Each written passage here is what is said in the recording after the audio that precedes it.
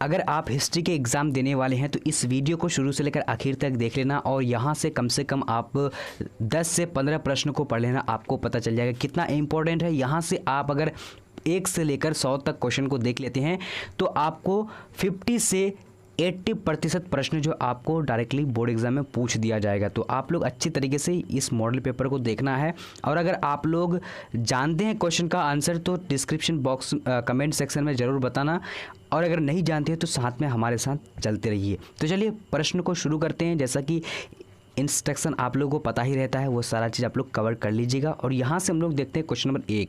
Question number 1 यहाँ पर क्या बोला जा रहा है, हड़प्पा सभ्यता में कहाँ से सूती कपड़े का साक्ष्य मिला है। तो हड़प्पा सभ्यता में जो सूती वस्त्र का साक्ष्य मिला है वो कहाँ से मिला है, तो इसका राइट आंसर हमारा 1 नंबर का क्या हो जाएगा, बी नंबर यानी मोहनजोदड़ो से मिला है। ठीक है, अब बढ़ते हैं आगे की। क्वेश्चन नंबर 2 यहाँ पर क्या बोला जा रहा है, कह रहा है कि हड़प्पा सभ्यता का आकार कैसा था। तो हड़प्पा सभ्यता का आकार कैसा था, इसका राइट आंसर क्या हो जाएगा, ए नंबर यानी त्रिभुजाकार था। ठीक है, अगर आप इसका PDF अगर देखना चाहते हैं तो डिस्क्रिप्शन बॉक्स में आप लोगों को लिंक दे दिया गया है, हिंदी, उर्दू, इंग्लिश, जिसका भी आप PDF देखना चाहते हैं तो वहाँ से आप लोग को मिल जाएगा। अगर नहीं तो फिर आप bbphelp.com आप यहाँ पर लिख देना है, bbphelp.com आप क्रोम ब्राउज़र में या फिर गूगल में लिख देना है, आप लोग को वहाँ से सारा PDF मिल जाएगा। अब यहाँ पर देखिए क्वेश्चन नंबर क्या है, 3 नंबर, मोहनजोदड़ो का उत्खनन किसने किया था। तो यहाँ पर राइट आंसर क्या हो जाएगा, 3 नंबर का सी नंबर हो जाएगा, यानी RD बनर्जी राइट आंसर हो जाएगा। अब आगे बढ़ते हैं। क्वेश्चन नंबर यहाँ पर देखेंगे 4 नंबर क्या बोला जा रहा है कि मोहनजोदड़ो किस नदी के किनारे बसा है। तो इसका 4 नंबर का राइट आंसर डी नंबर है, सिंधु नदी के किनारे बसा है। अब आगे बढ़ते हैं। क्वेश्चन नंबर यहाँ पर 5 नंबर स्क्रीन में है, क्या बोला जा रहा है, कह रहा है कि लोथल किस नदी के किनारे अवस्थित है। तो 5 नंबर का राइट आंसर क्या है, सी नंबर हो जाएगा, यानी गुजरात हो जाएगा।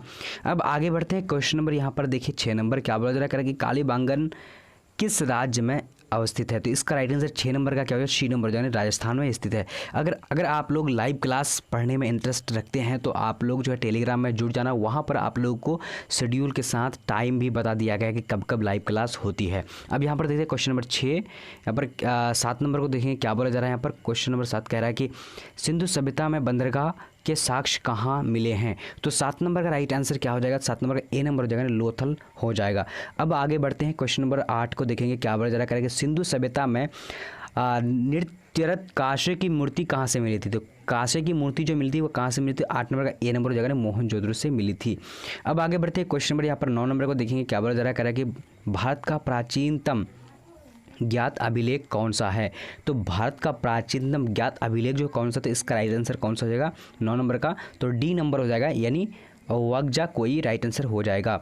अब आगे बढ़ते हैं। क्वेश्चन नंबर 10 को देखेंगे क्या बोलते रहा करेंगे, मेघस्तनीज किसका राजदूत था। तो मेघस्तनीज किसका राजदूत था, तो इसका राइट आंसर क्या हो जाएगा, 10 नंबर का सी नंबर, सेल्यूकस निकेटर का जो है राइट आंसर क्या हो जाएगा, यहाँ पर सी नंबर हो जाएगा। अब आगे बढ़ते हैं। क्वेश्चन नंबर 11 यहाँ पर क्या बोला जा रहा है, कह रहा है कि भारत में प्रथम किस शासक द्वारा अभिलेख जारी किया गया था। तो 11 नंबर का राइट आंसर क्या हो जाएगा, ए नंबर, अशोक के द्वारा अभिलेख जो है जारी किया गया था। अब यहाँ पर देखते हैं क्वेश्चन नंबर 12 क्या बोला जा रहा है, कह रहा है कि चंद्रगुप्त मौर्य का पुत्र कौन था। तो 12 नंबर का राइट आंसर क्या हो जाएगा, सी नंबर हो जाएगा, यानी बिंदुसार हो जाएगा।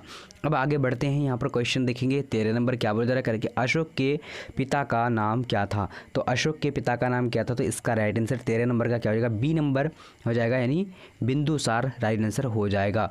अब आगे बढ़ेंगे। क्वेश्चन नंबर 14 यहाँ पर क्या बोला जा रहा है, कह रहा है कि किस शासक को 99 भाइयों की हत्या के कारण चंडाशोक भी कहा गया है। तो 14 नंबर का राइट आंसर क्या होगा, ए नंबर हो जाएगा, यानी अशोक राइट आंसर हो जाएगा।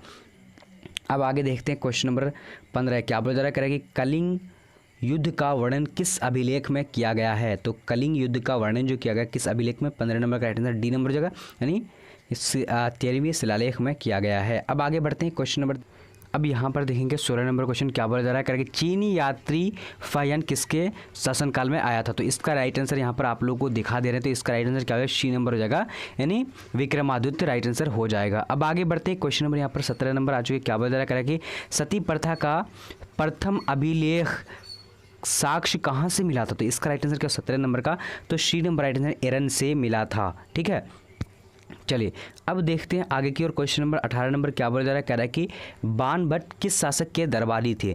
तो बाण भट्ट जो है राइट आंसर क्या है, बी नंबर हर्षवर्धन के दरबारी थे। अब आगे बढ़ते हैं। क्वेश्चन नंबर यहाँ पर आ चुके 19 नंबर क्या बोला जा रहा है, कह रहा है कि गुप्त संवत किसने और कब शुरू किया था। तो यहाँ पर राइट आंसर क्या है 19 नंबर का, तो डी नंबर राइट आंसर हो जाएगा, नहीं चंद्रगुप्त प्रथम हो जाएगा। अब आगे बढ़ते हैं। क्वेश्चन नंबर यहाँ पर आ चुके क्या बोला जा रहा है, कह रहा है कि पंचतंत्र की रचना किसने की थी। तो पंचतंत्र की रचना किसने की थी, तो 20 नंबर का राइट आंसर क्या हो जाएगा, तो 20 का जो राइट आंसर सी नंबर हो जाएगा, यानी विष्णु शर्मा हो जाएगा। अब आगे बढ़ते हैं। क्वेश्चन नंबर यहाँ पर 21 नंबर क्या बोला जा रहा है, कि नालंदा विश्वविद्यालय का संस्थापक कौन था। तो नालंदा विश्वविद्यालय का संस्थापक जो है इसका 21 नंबर का राइट आंसर क्या हो जाएगा, तो डी नंबर गुप्त हो जाएगा। इसका 21 नंबर का क्या हो जाएगा, कुमार गुप्त।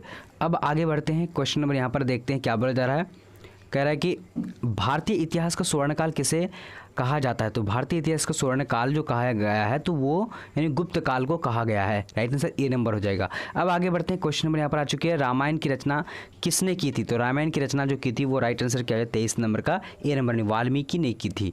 ठीक है, चलिए अब आगे बढ़ते हैं। क्वेश्चन नंबर यहाँ पर आ चुके गांडीव क्या थे। तो गांडीव जो था वो अर्जुन का धनुष का नाम गांडीव था। अब आगे बढ़ते हैं। यहाँ पर क्वेश्चन नंबर आ चुके 25 नंबर क्या बोला जा रहा है, अभिमन्यु के पिता का नाम था।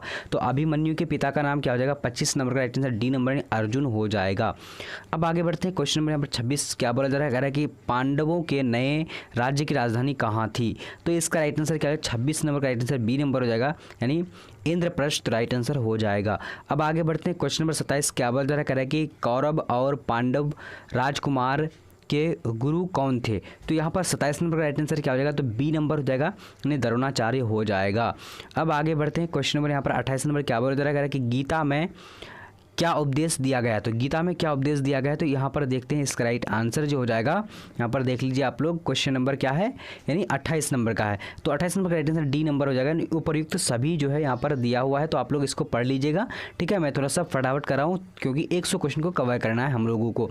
अब यहाँ पर देखिए गौतम बुद्ध किस कुल से संबंधित थे। तो यहाँ पर 29 नंबर का राइट आंसर बी नंबर हो जाएगा, ज्ञात्रिक कुल के जो है गौतम बुद्ध थे।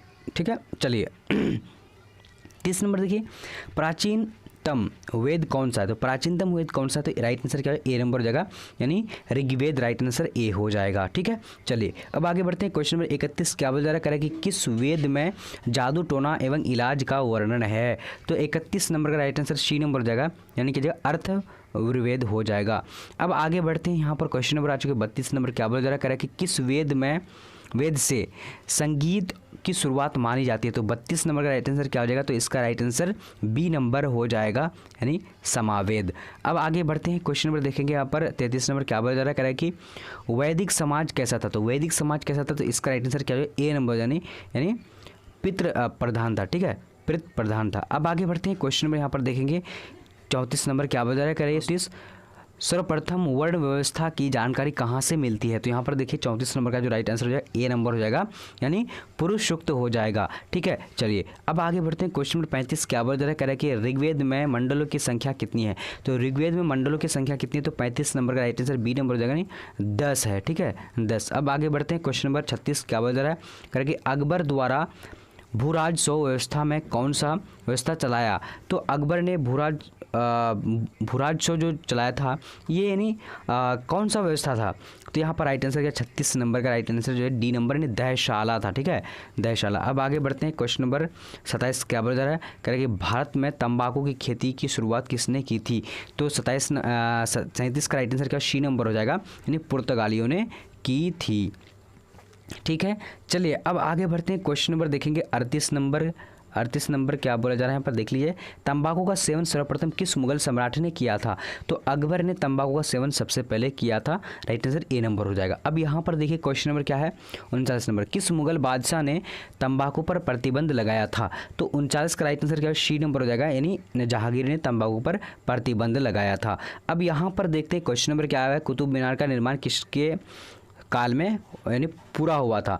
तो किसके काल में पूरा हुआ था, तो इसका राइट आंसर क्या हो जाएगा, यहाँ पर देख लेते हैं। इसका जो राइट आंसर इल्तुतमिश के यानी काल में पूरा हुआ था। ठीक है, चलिए अब यहाँ पर देखते हैं क्वेश्चन नंबर क्या है हमारा, अकबर का संरक्षक कौन था। यानी 41 है। तो इसका राइट आंसर क्या हो जाएगा, आप लोग अच्छी तरीके से देखिए। यहाँ पर 41 का राइट आंसर ए नंबर हो जाएगा, यानी बैरम खां हो जाएगा। ठीक है, चलिए अब आगे बढ़ते हैं। क्वेश्चन नंबर 42 क्या बोला जा रहा है, कह रहा है कि हुमायूंनामा किसने लिखी थी। तो हुमायूंनामा जो लिखी थी वो किसने लिखी थी, तो इसका राइट आंसर बी नंबर हो जाएगा, यानी गुलबदन बेगम ने लिखी थी।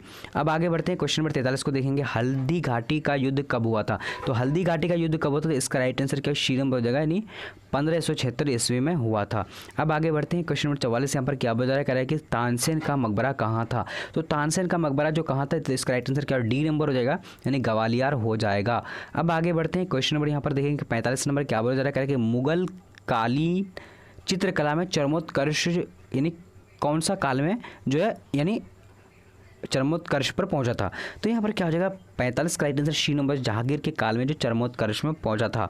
क्या, चित्रकला। ठीक है, चित्रकला जो है जहांगीर के काल में बहुत ज़्यादा हो रहा था। ठीक है, अब आगे बढ़ते हैं, क्वेश्चन नंबर देखेंगे यहाँ पर क्या बोला जा रहा है, 46 नंबर। लोधी वंश का अंतिम शासक कौन था। तो लोधी वंश का जो अंतिम शासक था, इसका राइट आंसर की सी नंबर इब्राहिम लोधी हो जाएगा। अब आगे बढ़ते हैं, क्वेश्चन नंबर यहाँ पर 47 नंबर क्या बोला जा रहा है, कह रहा है कि किस सुल्तान ने बाजार नियंत्रण नीति लागू किया। तो यहाँ पर 47 का राइट आंसर डी नंबर हो जाएगा, यानी अलाउद्दीन खिलजी हो जाएगा। ठीक है, चलिए अब आगे बढ़ते हैं, क्वेश्चन नंबर यहाँ पर 48 है, क्या बोला, इक्तदारी प्रथा की शुरुआत किसने की थी। तो इक्तदारी प्रथा की जो शुरुआत की थी वो राइट आंसर क्या, सी नंबर हो जाएगा, यानी इल्तुतमिश ने किया था। अब आगे बढ़ते हैं, क्वेश्चन नंबर यहाँ पर देखेंगे 49 नंबर क्या बोला रहा है कि सजीदा एवं पायबोस किसने शुरू किया था। तो पाइबस किसने शुरू किया था, तो इसका राइट आंसर 49 नंबर का राइट आंसर ए नंबर हो जाएगा, यानी बलबन ने शुरू किया था। ठीक है, चलिए अब 50 नंबर को देख लेते हैं। यहाँ पर क्वेश्चन नंबर 50 क्या बोला जा रहा है, कि लौह एवं रक्त की नीति की शुरुआत किसने की थी। तो लौह एवं रक्त की नीति की शुरुआत जो की थी वो किसने की थी, तो इसका राइट आंसर 50 नंबर का क्या हो जाएगा, सी नंबर हो जाएगा, यानी बलबन ने की थी। तो आज हम लोग इस वीडियो में 50 ही क्वेश्चन को कवर किए हैं। अगर आप लोग को अच्छा लगे तो लाइक करना, और इसका PDF अगर पढ़ना चाहते हैं तो आप लोग को डिस्क्रिप्शन बॉक्स में लिंक मिल जाएगा, वहाँ से आप लोग पढ़ सकते हैं। और अगर आप लाइव क्लास अगर पढ़ना चाहते हैं, जैसे psychology, sociology, economics, home science, English, geography, तो आप लोग टारगेट बैच में जो है चले जाना है आप लोगों को। ठीक है, टारगेट बैच में जाकर के आप लोग सब्सक्राइब कर लीजिए उस चैनल को, और आप लोगों को वहीं पर लाइव क्लास मिलती है। और इस चैनल